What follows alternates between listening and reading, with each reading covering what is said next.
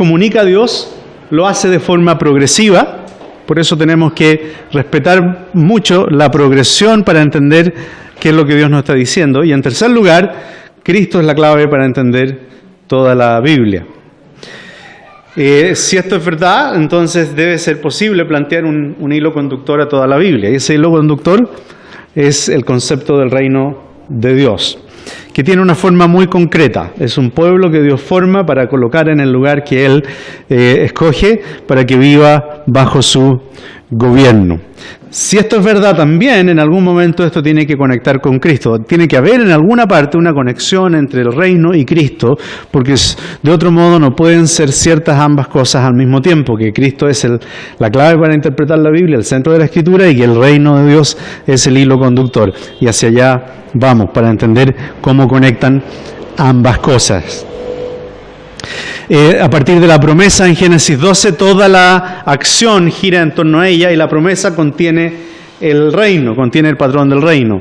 Y la pregunta permanente es, ¿y qué pasó con la promesa? Y lo que hemos visto es cómo Dios la va cumpliendo en forma paulatina, pero todavía no hemos llegado al final, es decir, poder decir, sí, ahí está, ya está todo cumplido, todavía no.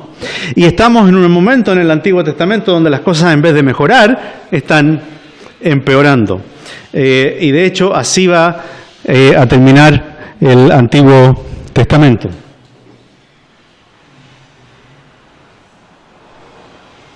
Y llegamos al exilio. ¿Alguien podría leer, por favor?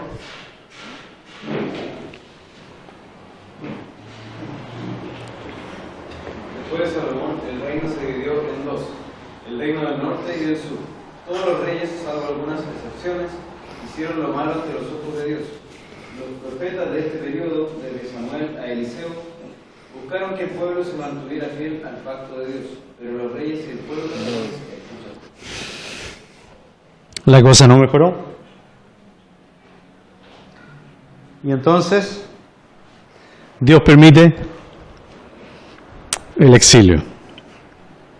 ¿Alguien puede leer eso, por favor? A través de su historia, el pueblo desobedeció la ley y descuidó su especial relación con Dios.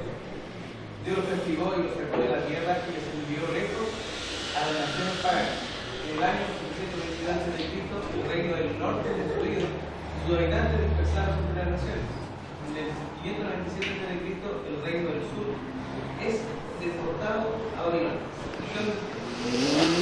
¿Se acuerdan qué es bendición? Reunión.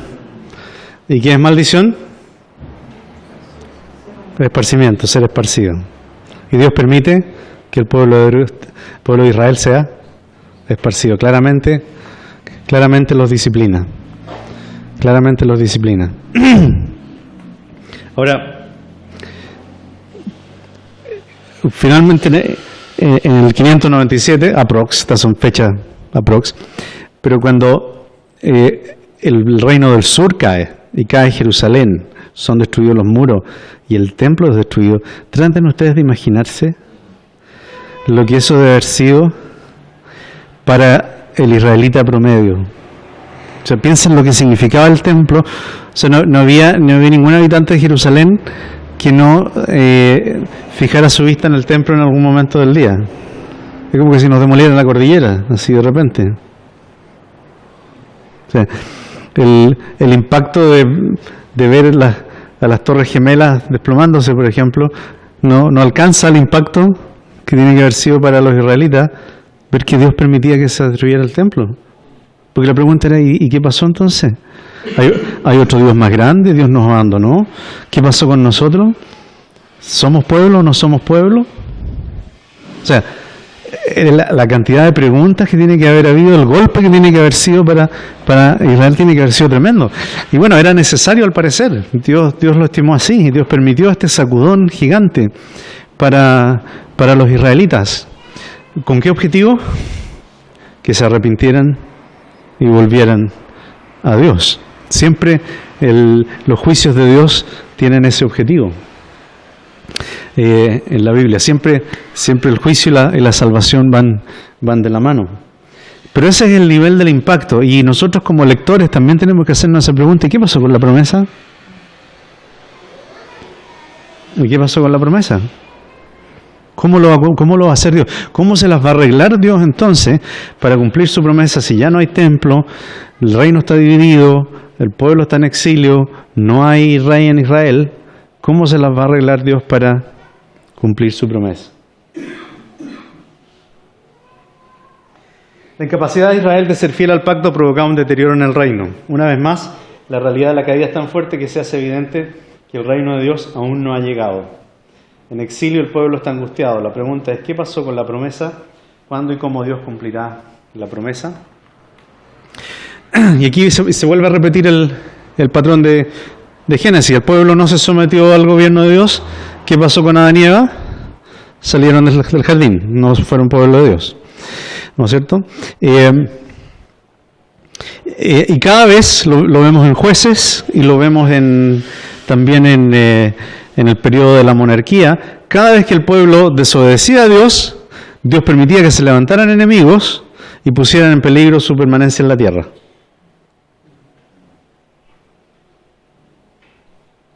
Porque así parte, o sea, desobedezco a Dios, salgo del lugar, ya no soy pueblo de Dios. De hecho, me salté delante el episodio de David y Goliat, que vale la pena mencionarlo ahora, porque demuestra un botón, o sea, ahí se concentra todos estos principios en esa acción. El pueblo estaba siendo desobediente, Saúl como rey estaba siendo desobediente, ¿y qué es lo que permite a Dios inmediatamente? Que se levante un ejército, los famosos filisteos que aparecen y reaparecen, ¿no es cierto? Dios permite que se levante una amenaza a la tierra. Y de hecho, cuando se produce el combate, ¿no es cierto?, están los filisteos por un lado, los israelitas por otro. ¿Dónde está el rey? Escondido en su carpa. El rey, en vez de... el rey tenía que guiar al pueblo en batalla, pero estaba escondido en su carpa, y ahí es donde aparece David. Dios manda a David, y él va a enfrentarse a Goliat. ¿Y cuál es el desafío de Goliat? El desafío de Goliat era: manden su campeón. Si yo gano, nosotros nos vamos para la casa. Perdón, si yo gano, ustedes pasan a ser nuestros esclavos. Si yo pierdo, nos vamos para la casa. Pero si yo gano, ustedes pasan a ser nuestros esclavos. Ustedes pasan a ser nuestros esclavos. Iban a volver a la situación antes del éxodo. Y ahí es donde Dios trae a David. Y David vence a Goliat. ¿Y cuál es? Leído desde este gran panorama, ¿no es cierto? Recuerda, ¿por qué está esa historia en la Biblia? Porque tiene que ver con la promesa, ¿no es cierto? Si no tuviera que ver con la promesa y el cumplimiento, no estaría en la Biblia. Por eso están todas esas historias en la Biblia. ¿Y qué tiene que ver esa historia? Tiene que ver porque Dios está mostrando que la salvación al pueblo de Dios viene a través del rey que Dios escoge y no del que los hombres escogen. Vino a través de David. Y de hecho, ¿saben ustedes cuál es el título de David en el Antiguo Testamento? El Cristo, el ungido. Viene a través de él.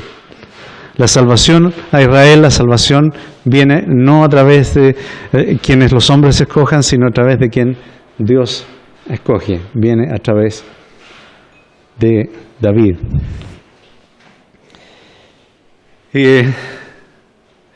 Y aquí en el exilio las cosas han empeorado tanto que finalmente Dios permite que les quiten la tierra. Primero a través de los asirios, después a través de los babilonios, permite que les quiten la tierra.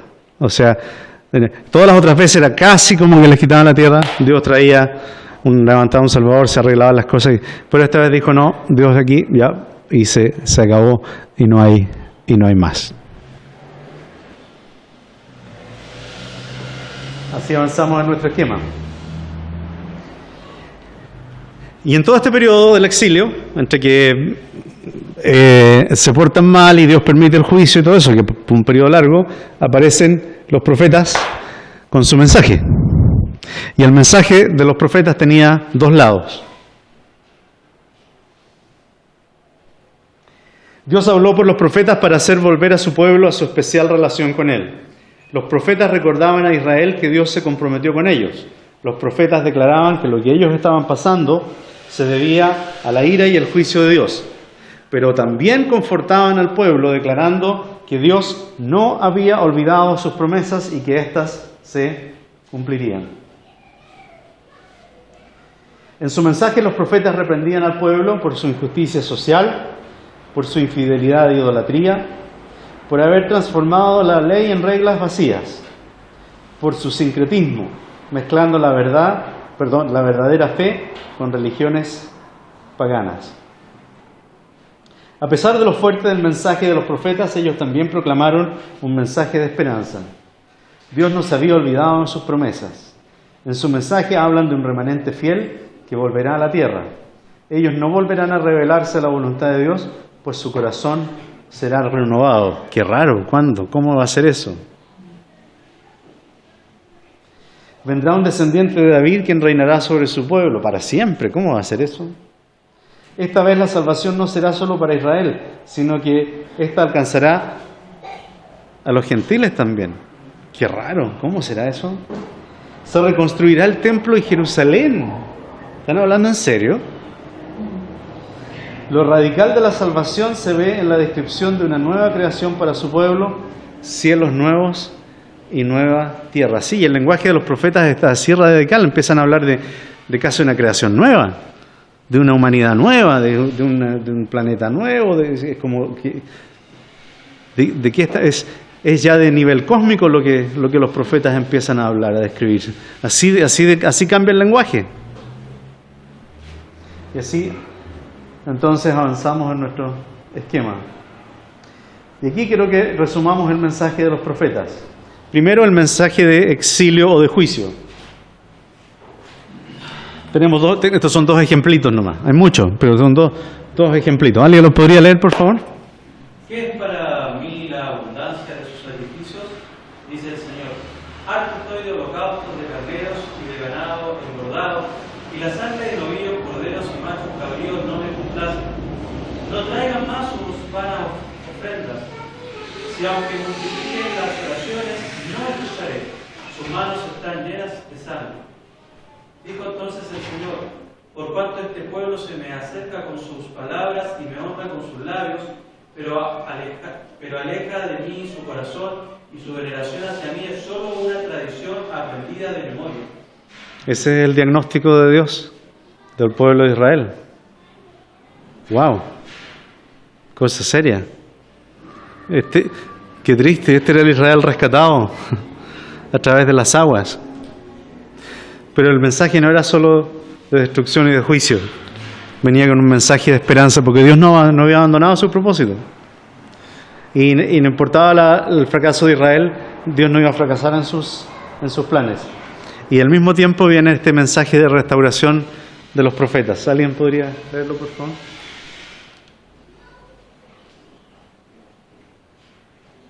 Ciertamente el Señor consolará a Sion, gozo y alegría se encontrarán en ella, acciones de gracias y voces de alabanza. Préstenme atención, pueblo mío, y óiganme, nación mía, porque de mí saldrá una ley y estableceré mi justicia para luz de los pueblos. Isaías 65, 25. El lobo y el cordero pasarán juntos, y el león como el buey comerá paja. Y para la serpiente el polvo será su alimento. Zacarías 14, 16. Y sucederá que todo sobreviviente de todas las naciones subirán de año en año para adorar al Rey, Señor de los ejércitos. Zacarías 1:16. Por tanto, así dice el Señor: me volveré a Jerusalén con compasión, en ella será reedificada mi casa, declara el Señor de los ejércitos. ¡Wow! ¿Y cuándo va a suceder eso? Bueno, la restauración está puesta en términos de la promesa, en términos del patrón del reino. Pueblo, tierra, Jerusalén, ¿no es cierto? Y gobierno. ¿Cómo y cuándo? Ahora, la realidad, ¿no es cierto? La realidad es que termina el Antiguo Testamento, se reconstruye los muros de Jerusalén, se reconstruye el templo, pero ¿vuelve Dios a Jerusalén? No. Se reconstruyen los edificios. La gente vuelve y todo eso. Pero el pueblo sigue en exilio. ¿Cómo los encuentra Jesús cuando viene? 400 años después de que se establece. Porque el Antiguo Testamento, entre el último libro del Antiguo y el primero del Nuevo, es más o menos 400 años. Entonces, ¿cómo los encuentra Jesús 400 años después? ¿Lo encuentra igual? Igual que acá. ¿Lo encuentra igual que acá? O sea, volvieron, pero todavía su corazón no ha pasado nada. Está el edificio, están los muros, pero Dios no ha vuelto a Jerusalén. ¿Cuándo va a volver Dios a Jerusalén? Dice, yo me volveré a Jerusalén, dice. Me volveré a Jerusalén con compasión. Será reedificada mi casa. Está reedificado el templo, pero no pasa nada. Y la promesa sigue así. El mensaje de restauración de los profetas dice, básicamente, Dios va a cumplir sus promesas, a pesar de todo. ¿Y cuáles son las promesas? Un verdadero rey, un verdadero pueblo, un nuevo pacto, una nueva creación, un nuevo templo, una nueva tierra. ¿Quién lo hará? Según el mensaje de los profetas, el siervo sufriente, el Rey eterno, el Hijo del Hombre. ¿Cuándo lo hará? En el día del Señor. Así termina el Antiguo Testamento, con esa expectativa. Por eso imagínense ustedes la fuerza de las palabras de Jesús cuando Él dice, el tiempo se ha cumplido, el reino se ha acercado. Porque cuando un judío escuchaba eso, sabía que estaba hablando de esto. No era la hora de almuerzo, era el tiempo se ha cumplido, esto. El reino se ha acercado, era este reino, este rey. Entonces cuando Jesús dice eso, no lo podían creer. Y por eso algunos querían matarlo. Por eso algunos se reían. El tiempo se ha cumplido, el reino se ha acercado. Y cuando abrimos las páginas del Nuevo Testamento y comenzamos a ver a Jesús, ¿no es cierto?, caminando por la tierra, desde el anuncio a María, su nacimiento y su ministerio, ¿no es cierto?, permanentemente empezamos a ver este mensaje, y lo que empezamos a ver es que el verdadero rey es Jesús.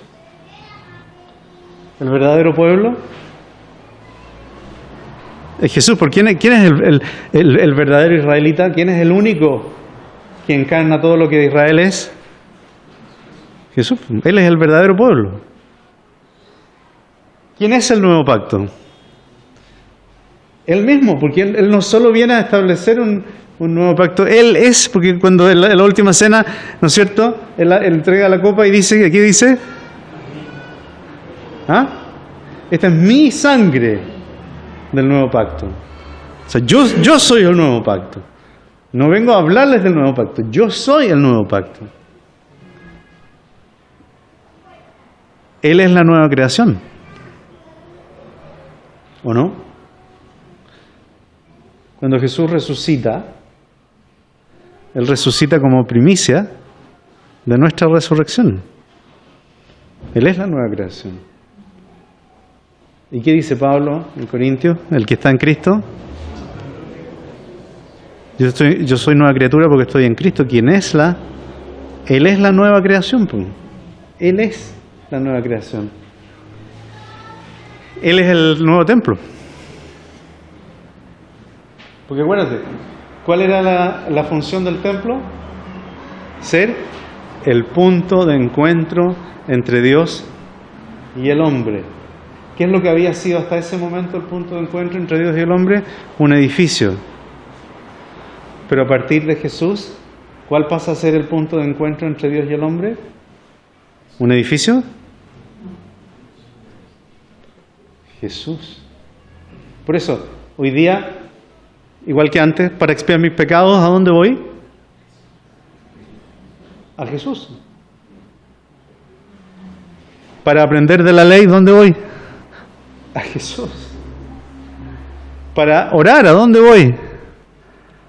A Jesús, porque yo tengo que acercarme a Dios en el nombre de Jesús. ¿No es cierto? No puedo orar más. Entonces, el templo ya no era necesario, porque Jesús pasa a cumplir todo lo que el templo era. Y por eso da lo mismo si alguna vez reconstruyen el templo de Jerusalén. Da lo mismo. Pero ya no necesitamos un edificio en ninguna parte. Tenemos a Jesús. Y Jesús Él es el templo. Él es el templo. Perdón, cuando dice no quedará piedra sobre piedra, muestra los símbolos del templo. Y yo levantaré un templo en 3 días. El mismo, justamente. Y Él es la nueva tierra. Él es la nueva tierra. Él es la tierra prometida. Porque recuerda lo que representaba la tierra prometida, las condiciones necesarias e ideales para que viviera el pueblo en una relación con Dios. Por lo tanto, ¿cuál es esa tierra? Es Jesús. Es Jesús. Y ahí descubrimos entonces que el siervo sufriente, el Rey eterno y el Hijo del Hombre son la misma persona. Son Jesús. ¿Y cuál es el día del Señor? El día de Jesús. Es decir, cuando Jesús vino. Por lo tanto, lo que descubrimos es que el reino de Dios, que es un pueblo en el lugar de Dios, bajo el gobierno de Dios, no es un lugar. Es una persona. El reino es Dios, el reino es Jesús. Por eso cuando decíamos que Jesús es el centro de la Escritura y el reino es el hilo conductor de la Biblia y en alguna parte tienen que conectar, es aquí, porque Él es el reino. Él no es el rey del reino. Él es el reino. Él es todo lo que Dios prometió, todo lo que Israel nunca pudo ser. Él es todo lo que necesitamos. Cuando estoy en Jesús, estoy en la tierra donde debo estar, en el lugar donde debo estar. Puedo vivir bajo su gobierno. Soy pueblo de Dios. Cuando estoy en Jesús, estoy en el reino. Como si eso fuera poco, miren algunos de los otros temas del Antiguo Testamento que también se aplican a Jesús. Él es todos esos. Todos.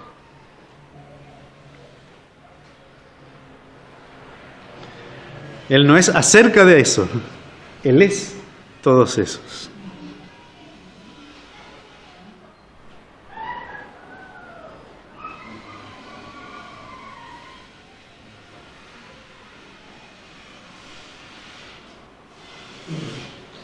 Por lo tanto, cuando armamos el rompecabezas al final, cuando juntamos todas las piezas del rompecabezas, cuando logramos entender cómo están relacionadas entre ellas, cómo Dios cumple sus promesas, cómo el patrón del reino está presente a través de toda la Biblia, ¿qué imagen surge? Jesús. Jesús. Por eso la Biblia es un solo libro con un solo gran tema, un gran autor y un gran personaje principal, una gran trama, un gran mensaje acerca de Jesús. Nos quedan unos minutos y me quedan un par de diapositivas, pero este punto es muy importante, así que si quieren hacer preguntas o comentarios, este es el momento de hacerlo. No es que cuando hablamos de Jesús como el pueblo, vamos a ver que, similar a Israel, él también fue bautizado, o sea, pasó por el Jordán, pasó por el desierto, en él habita, ¿verdad? Dios mismo. Entonces, en él calza todo, todas las figuras de manera perfecta. O sea, él es, como usted decía. Por eso, ¿por qué yo puedo ser parte del pueblo de Dios? Porque yo estoy en Cristo. Exactamente. O sea, finalmente somos injertados en Cristo, no en Israel, Es que Él es Israel. No, pues sí. Claro. En el sentido... Claro. Exacto. Él es todo. O sea, se desprende de dos, pero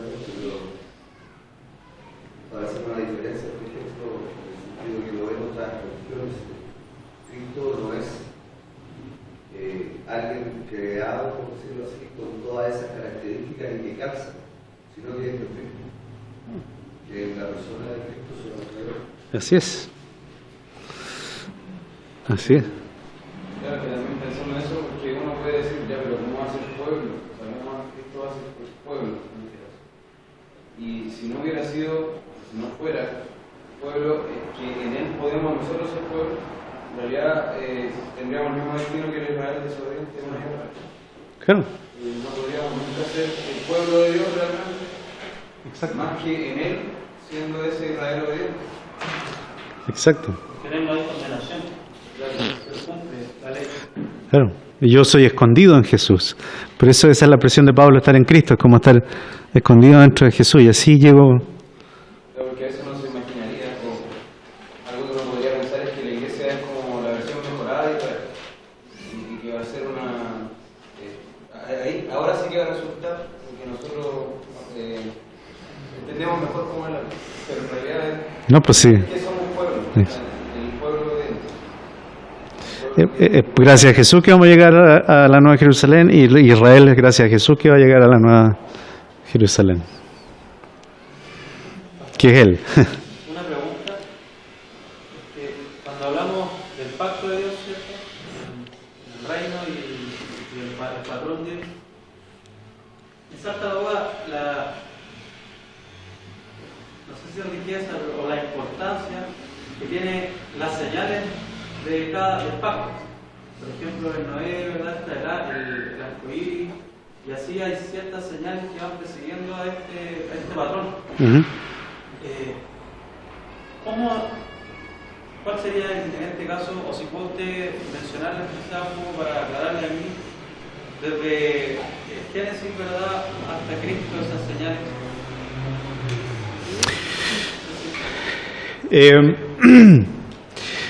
A ver, depende de qué te refieres como señales. Tendríamos que definir por la palabra señales, porque están las señales que corroboran que lo que tenemos delante es el producto auténtico, ¿no es cierto? Que son las señales y prodigios. Otra cosa son símbolos que Dios nos ha dejado para que recordemos cuál es nuestra situación, nuestra identidad delante de Dios. Dentro de esos símbolos para nosotros hoy día como iglesia hay dos, que es el bautismo y la Santa Cena, que son cosas visibles, tangibles, que nos recuerdan de la realidad espiritual, ¿no es cierto?, de la persona de Cristo. Esa es la riqueza de ese simbolismo. Usted lo definió bien. Esta señal es simple. Así como ocurrió con el arcoíris, ¿verdad? Nosotros ahora tenemos estos dos símbolos que tienen una riqueza y una importancia tremenda para saber quién es Cristo. Claro, y el valor del símbolo está en lo que apuntan, en lo que muestran. Entonces el símbolo adquiere significado cuando entiendo qué me están mostrando. ¿Sí? Me parece importante también lo que usted mencionaba en cuanto, bueno, se relaciona con esto, a lo que acompaña a los grandes eventos redentores. Señales y prodigios extraordinarios, una manifestación y una presencia de Dios por su pueblo, de una manera que después no se observa. Pero que Dios en ese momento, como que afianza lo que está diciendo, como que él le dijera, yo estoy hablando en serio y esto lo compruebo o les doy señales a ustedes con todos estos prodigios. Correcto. Y también uno lo ve con Jesús. Y él también validó a sus apóstoles como portadores de la palabra. Sí, Y también el ministerio de los apóstoles va acompañado de todo. así es. Entonces también ahí uno se explica por qué no deberíamos esperar que eso se mantenga durante todo el camino de la iglesia, esos mismos prodigios. Eso por un lado. Y por otro lado, si ocurren, está bien, porque Dios puede hacer lo que quiere, pero no tienen el significado que tenían en esa época, porque ya no cumplen ese rol.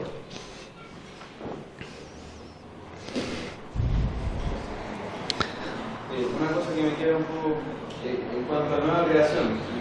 Yo sé que acá no hay ninguna realidad, no lo espero. Pero como hablar un poco de eso, o sea, ahí se refiere como que en él se renueva todo, ¿sí? O sea, como él es la renovación de todas las cosas. Básicamente quiere decir que en Él soy una nueva criatura, y eso quiere decir en Él he nacido de nuevo, en Él soy regenerado, y de esa manera puedo participar en la Nueva Jerusalén. Eso. Creo que iba por el sentido de que Él no lo da, ¿no? Y somos la siguiente de Él, La primicia de nuestra resurrección. Así es. Y en él somos, como decía Pedro, real sacerdocio. O sea, se repite ahí, ¿verdad? Pueblo adquirido por Dios, nación santa. Lo que Israel debió haber sido en Éxodo 19. Así que... sí. Así es. Ok. Nos quedan 7 minutos para todo el Nuevo Testamento. Así que vamos a tener que ir rápido. Obviamente no voy a alcanzar a contarles todo, pero sí quiero terminar con algunas de estas cosas. ¿Cuál es la relación entre el Antiguo Testamento y el Nuevo Testamento? Esto es muy importante entender. ¿Cuál es la relación entre el Antiguo y el Nuevo Testamento? Y es la relación que existe entre una maqueta y un edificio. Esa es la relación. ¿Okay? ¿Para qué sirven las maquetas? ¿Hay algún...? Es un esquema de lo que uno va a construir. ¿Cómo? Es un esquema, la escala de lo que uno va a tener. ¿Y para quién? ¿A quién le sirve eso? Para los que no saben de lo que se... ¿Ah? Es para los que no saben lo que se va a construir. ¿Y quiénes son esos? ¿Para quién le sirven las maquetas? Para mostrarle a quién va a ser el que va a usar. Para el que va a comprar. Porque el que va a construir no necesita la maqueta. Los arquitectos ni miran las maquetas. Los constructores no miran las maquetas. Miran los planos. ¿Qué? Son los ignorantes como yo que necesitamos una maqueta para tener idea de cómo va a quedar la cosa. Es para que el que va a invertir la plata, el que va a comprar, el que va a invertir. Esa maqueta es una promesa de fe para el que va a poner la plata. El Antiguo Testamento es la maqueta de lo que Dios va a hacer. No es solo una maqueta en el sentido de que nada no es real, todo lo que Él lo hace es real, pero al mismo tiempo no es la versión final, no es la versión final de lo que Él va a hacer. ¿Ya? Y el Nuevo Testamento, es decir, cuando Jesús llega, es el edificio real. Para nosotros, que necesitamos fe, ¿de qué sirve? Cuando yo veo la maqueta digo, así va a ser. Y eso es lo que creían los creyentes en el Antiguo Testamento. Así va a ser lo que Dios va a hacer. Y ellos veían más o menos eso. Pero para mí sirve para cuando yo veo el edificio y digo, sí, este es el que me prometieron. Este es. Pero en todo el edificio es mejor que la maqueta. Y yo necesito la maqueta para entender el edificio, y el edificio me ayuda a entender la maqueta. Y así leemos el Antiguo y el Nuevo Testamento. Yo leo el Antiguo Testamento a través del Nuevo y el Nuevo a través del Antiguo. Y de esa manera aprendo que la Biblia es una totalidad. ¿Okay? Entonces, El Antiguo Testamento es la promesa y Jesús es el cumplimiento. Esto, a ver,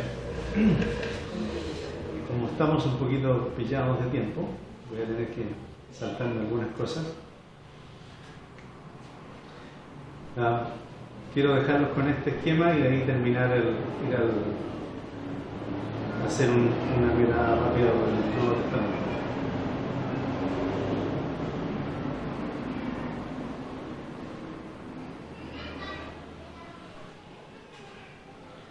Entonces así nos queda un esquema completo de la Biblia. ¿Okay?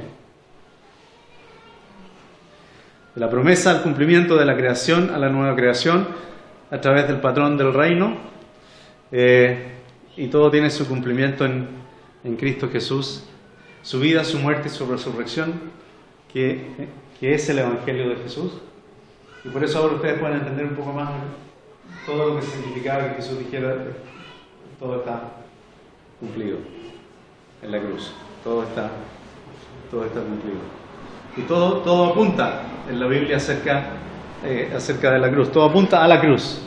¿Y cómo llegamos de la creación a la nueva creación? Entonces, a través de Jesús. Gracias a Jesús. Bueno, vamos rápidamente a la vida de Jesús. Dios cumplió su promesa de enviar a su Hijo a este mundo. Jesús era un israelita descendiente del rey David. Él vivió una vida perfecta en su relación de amor y obediencia a Dios, como debió ser la vida de todo el pueblo. En Él se cumplieron todas las promesas de los profetas. Ojo, todas, no algunas, todas. No es que queden promesas por cumplir, todas se cumplieron. A diferencia del pueblo y a diferencia de Adán y Eva, Él nunca desobedeció a Dios. Y le agregamos un dibujito más. La muerte de Jesús. Jesús murió voluntariamente para tomar sobre sí mismo el castigo de toda la humanidad. El Antiguo Testamento anunció este evento. En la cruz de Jesús, Dios el Rey era también Dios el Salvador. El plan de Dios era demostrar su amor para su pueblo a través de este acto de autosacrificio.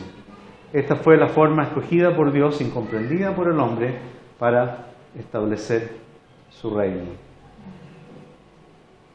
Dios levantó a Jesús de entre los muertos, mostrando así que el precio de la desobediencia había sido pagado. Después de aparecer ante sus seguidores, Jesús ascendió a la mano derecha de Dios el Padre, donde ocupó el puesto de Rey Salvador en el reino de Dios. Su resurrección inauguró la era de la resurrección, asegurando el regalo de la vida eterna para todos los que creen en Jesús. Y aquí me voy a tener que saltar al final porque quiero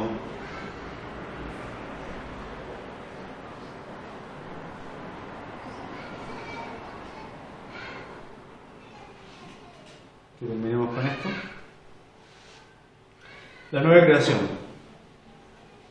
Cuando Jesús vuelva, perdón, hay un error ahí, Dios hará cielos nuevos y nueva tierra que durarán eternamente. Esa nueva creación es vista como la verdadera tierra prometida. La muerte, el dolor y el pecado serán destruidos. El pueblo de Dios habitará en perfecta armonía con Él. Así vemos que el plan de Dios va desde creación a nueva creación. Y quiero pedirles que terminemos leyendo Apocalipsis 21.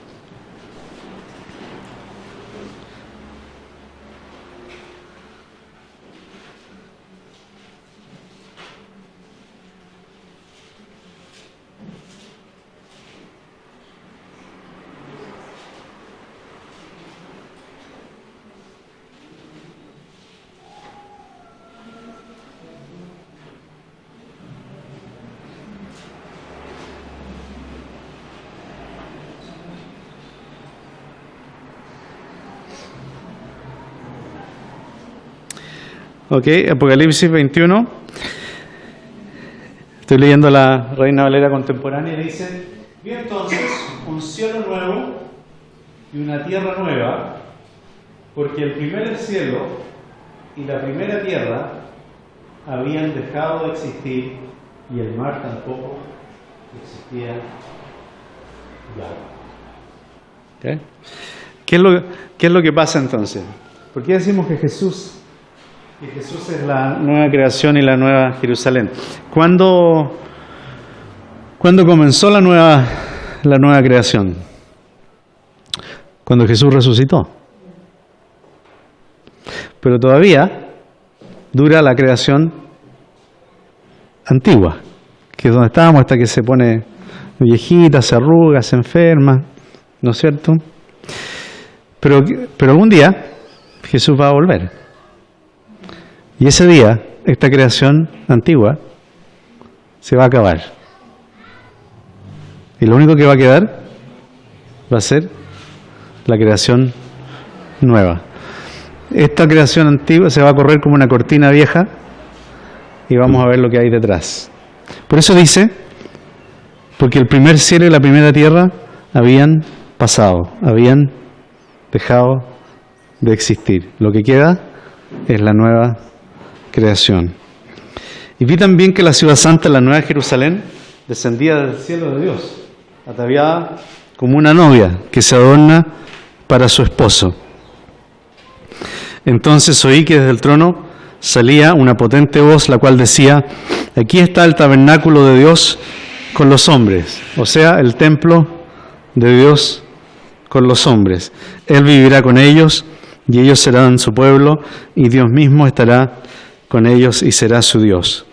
Dios enjugará las lágrimas de los ojos de ellos y ya no habrá muerte, ni más llanto, ni lamento, ni dolor, porque las primeras cosas habrán dejado de existir. Ahí la iglesia va a ser triunfante y gloriosa. Ahí ya no vamos a luchar con nuestro pecado y ahí vamos a ver cara a cara a Dios. ¿Y cómo vamos a llegar ahí? Gracias a Jesús. Gracias a que Él venció. Gracias. Y ese es el mensaje de Apocalipsis, que el Cordero ha vencido. Por eso dice en Apocalipsis 5:5, no llores, porque el Cordero ha vencido. El León de Judá ha vencido. Y esa es la historia de la Biblia. Y ese es el mensaje de la Biblia. Y todo por eso conecta con Jesús. Y por eso anhelamos que Él vuelva, para que esta cortina vieja se corra y veamos todo lo que Él consiguió por nosotros en la cruz. Pero esta es la manera de leer la Biblia, eso es lo importante. Esta es la manera de entender las promesas de Dios, esta es la manera de entender quién es Jesús, y así es como Dios se comunica con nosotros a través de su palabra perfecta, inspirada, pero además unida, unificada. Partí así diciendo eso. Podemos hacer todas esas aseveraciones acerca de la Biblia, que es infalible, que es inerrante, etcétera, etcétera. Pero si no decimos también que es unificada, que es unida, nos está faltando algo tremendamente importante y nuestra lectura de la Biblia puede ser incompleta, defectuosa. La Biblia es una maravillosa unidad y a su centro está Jesús. Me pasé 5 minutos, perdón. Y con eso hemos terminado por hoy. Podríamos seguir mucho más, pero los estómagos no creo que aguanten. Así que eso.